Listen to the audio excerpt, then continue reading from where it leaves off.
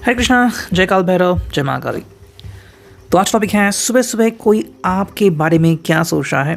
गुरुवार के लिए हम करने वाले हैं रीडिंग 8 सितंबर के लिए और रात के ठीक 3:33 हो चुके हैं।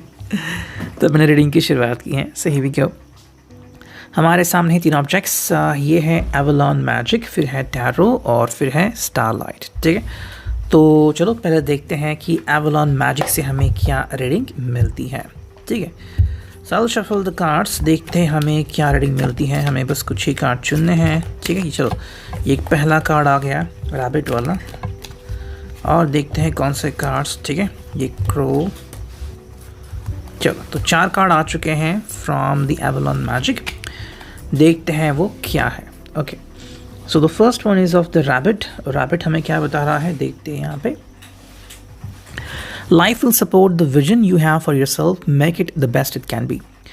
आई थिंक सुबह सुबह इस पर्सन के दिमाग में कुछ आइडियाज़ हैं, चाहे वो रात को सोते वक्त इन आइडियाज़ के बारे में सोच रहा था या फिर जनरली उसके दिमाग में आइडियाज़ रहते हैं कि दिन भर क्या करना है, या फिर कुछ उसने प्लान्स किए हैं विथ यू, तो वो सारी बातें उनके दिमाग में चल रही है। सेकेंड जो कार्ड है एज यू कैन सी है क्रो, और जो रीडिंग आ रहा है वो है भाई कि cut away dense energy that holds you back from your goals, trust in the process of divine timing. तो जिनको भी मैनिफेस्टेशन पसंद है, जिनको भी ध्यान करना पसंद है, जिनको भी एक दूसरे के ऊपर भरोसा है, मोस्ट इंपॉर्टेंट है जो डिवाइन टाइमिंग के ऊपर भरोसा करते हैं। जैसे कि मैंने आपको ये बताया था कि 3:33 पे मैंने रीडिंग स्टार्ट की थी, जानबूझ के नहीं की थी, बस मैंने रीडिंग जब स्टार्ट किया तो मैंने बस टाइम देखा एंड इट वाज 3:33। ठीक है, सो वैसे ही डिवाइन टाइमिंग के बारे में ये पर्सन सोच रहा है एंड उसके बारे में ज़्यादा उसके मन में चल रहा है, और जब भी उसको लगा कि डिवाइन टाइमिंग आ चुकी है तो वो अपने आप आपसे कम्युनिकेट करेगा। ठीक है, यहाँ पे जो उसके लिए डेंस एनर्जी दिख रही है, डेंस एनर्जी मतलब क्या है कि कई बार हम अपने पास्ट को होल्ड करते हैं। कई बार हमें लगता है कि भाई हमने कुछ गलतियाँ की हैं, बिकॉज ऑफ दैट कोई पर्सन हमसे रूठ गया या फिर हमारी रिश्ते टूट गई वगैरह वगैरह। तो जो इतिहास है, जो अतीत है, उसको जाने देना चाहिए। ठीक है, वो एनर्जी इनको तकलीफ दे रही है। थर्ड जो कार्ड है यहाँ पे ये है as you can see this one, and जो रीडिंग है यहाँ पे वो है reawaken your intuition, allow your emotions to ebb and flow like the cycle of nature's seasons. भाई हमारे लिए और इस पर्सन के लिए क्या इंपॉर्टेंट है कि ये पर्सन जो है वो अपनी थॉट लेवल चेंज नहीं कर रहा है।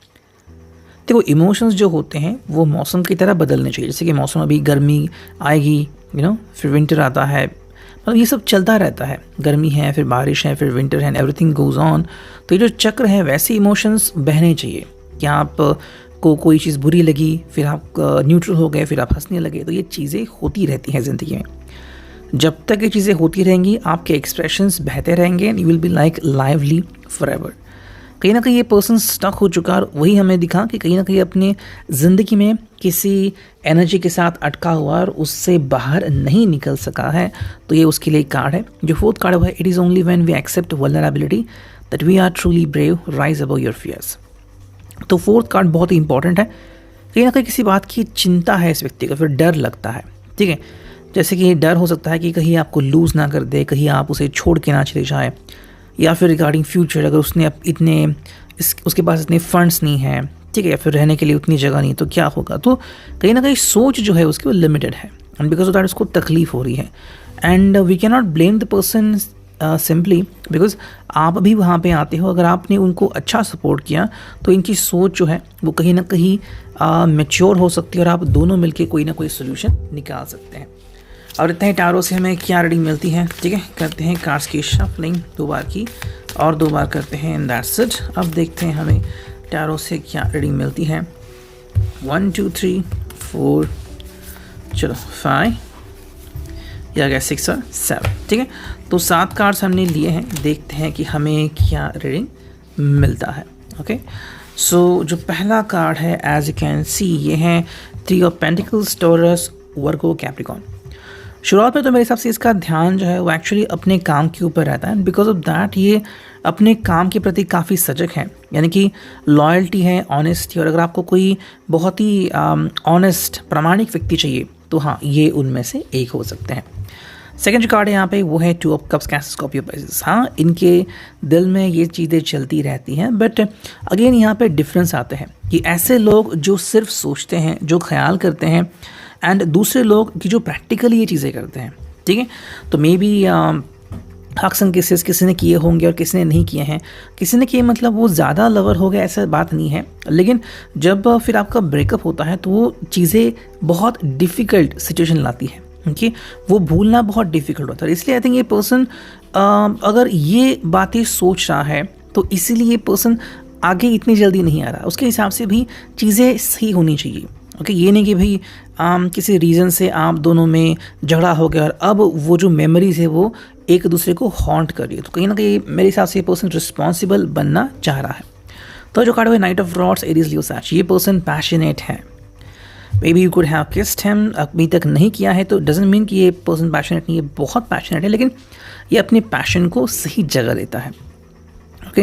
जैसे कि मान लो कोई पर्सन है जो बहुत गुस्सा करता है, यहाँ वहाँ चीज़ें फेंकता है, उसके अलावा अगर उसको एक कलम दी गई, कहा गया भाई अपना गुस्सा यहाँ पे निकालो, तो सही एंगल देने के कारण सही चीज़ें होने लगेंगी। ये बिल्कुल वही कार्ड है।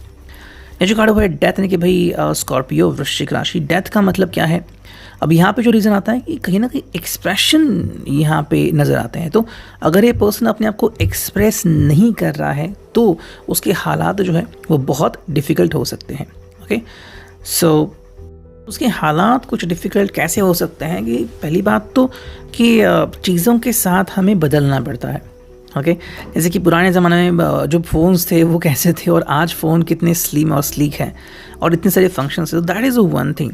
ये पर्सन आई थिंक बदलने को इतना रेडी नहीं है, तो इसको बदलना होगा और बदलना चाहिए भी। द फूल की जर्नी स्टार्ट होती है, इसका मतलब है कहीं ना कहीं वो चाहता है कि आप उसको अंडरस्टैंड करो और आप उसका साथ दो। अभी तक अगर वो कहीं बेहतरीन रेस्टोरेंट में गया नहीं है, या फिर अगर उसको आपको शॉर्ट्स में देखना है, या फिर उसको खुद को एक कैजुअल ड्रेसेस में देखना है, या कहीं ना कहीं आप घूमने चले गए वगैरह, तो वो चीज़ें क्यों नहीं हो रही है? तो ऐसे में ये आपसे हेल्प, सपोर्ट डिमांड करता है। नेक्स्ट कार्ड हुआ है किंग ऑफ रॉड्स, यानी कि Aries, Leo, Sachs again, but यहाँ पे किंग आ गए हैं, तो ये पर्सन पैशनेट है और आपको ज़रूर पूरी पैशन देखने को मिलेगी, अनुभव करने को मिलेगी। लेकिन कब? ये पर्सन अपने कुछ रूल्स बना रहा है। हर किंगडम के कुछ रूल्स होते हैं, राइट।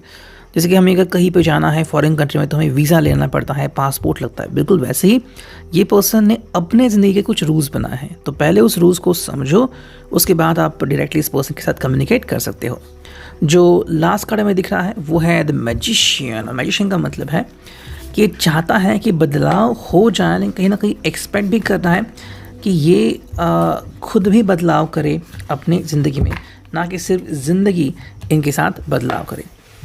तो रिस्पॉन्सिबिलिटी लेने के लिए फाइनली ये पर्सन रेडी है। अब देखते हैं स्टार लाइट से हमें क्या रीडिंग मिलती है, ठीक है। चलो, हमने कर ली है 3 बार शफलिंग, ओके। एक कार्ड आ गया और अब देखते हैं हमें और कौन से कार्ड्स दिखते हैं, ठीक है। चलो, ये आ गया दूसरा कार्ड, ये आ गया तीसरा, चौथा, पाँचवा, छठवां, चलो, और ये 7वां। तो 7 कार्ड हमने लिए हैं। देखते हैं हमें रीडिंग क्या आता है, okay. Let's connect to it. हम क्विकली रीडिंग करेंगे। पहला जो कार्ड है वो है ब्रेक थ्रू। तो पहली बात, मे बी बहुत दिनों बाद ही सही इस पर्सन को फाइनली ये मोमेंट फील हुआ है कि वो आपसे कनेक्ट कर सकता है, फिर कहीं ना कहीं आपसे बातें कर सकता है, आपको जान सकता है और आपके सामने अपने दिल की हालत रख सकता है। सेकेंड कार्ड है वो है नॉर्थ स्टार। नॉर्थ स्टार हम किसे कहते हैं कि जो हमें गाइड करता है, जो परमानेंट होता है। तो कहीं ना कहीं इस पर्सन को समझ में आ गया कि भाई प्यार जो है वो स्टेबल होता है। हम चाहे प्यार किसी से करे या फिर किसी पेट से करे, किसी पौधे से करे, भगवान से करे, प्यार प्यार होता है। तो नॉर्थ स्टार मतलब कि यहाँ पे प्यार है।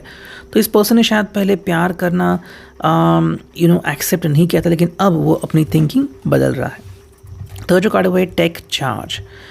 टेक चार्ज का मतलब वही है कि टेक रिस्पॉन्सिबिलिटी। अब तक अगर उसने रिस्पॉन्सिबिलिटी नहीं ली थी तो अब उसने रिस्पॉन्सिबिलिटी लेना शुरू कर दिया है। डार्क साइड का मतलब है कि भाई कुछ चीज़ें होती है, जैसे कि कोई बहुत गुस्सा करता है या फिर कोई लोग बहुत जल्दी बुरा मानते हैं, तो ये उनकी डार्क साइड है। ज़िंदगी में जब हम जीते हैं तो इन छोटी मोटी बातों का सामना तो करना ही पड़ता है, बट समय के साथ, लोगों के साथ, परिस्थिति के साथ में बदलना भी पड़ता है। तो यहाँ पे इस पर्सन को अपनी डार्क साइड को अंडरस्टैंड करना है और एक्सेप्ट भी करना है। कंट्रोल का मतलब है कि जैसे कि अभी डार्क साइड के बाद कंट्रोल आ गया है, तो कहीं ना कहीं ये अपनी डार्क साइड को या फिर अपने आप को कैसे कंट्रोल कर पाते हैं, ये भी देखना और जानना काफ़ी इंपॉर्टेंट है। नेक्स्ट कार्ड यहाँ पे वो है डिस्कवर, एंड जो फाइनल कार्ड है वो है द डार्क। अब इन दोनों का मतलब है कई बार हमें कुछ चीज़ें एक्सप्रेस करने की ज़रूरत होती है, लेकिन हम उसे एक्सप्रेस नहीं करते और फिर तनाव बढ़ जाता है। बिल्कुल वही हो रहा है यहाँ पे।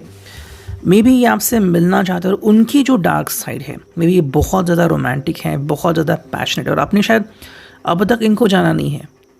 लेकिन जब आप जानोगे तो मे बी क्या आपको लग सकता है कि ये बहुत ही ज़्यादा रोमांटिक है या फिर इट्स मोर देन पैशन। सो ये आपको धीरे धीरे अंडरस्टैंड होगा। लेकिन यहाँ पे क्या इंपॉर्टेंट है समझने के लिए कि ये पर्सन जो भी है, जैसा भी है, आप इसको एटलीस्ट जानने की कोशिश कर सकते हो। ये reading I hope it will resonate. Thank you.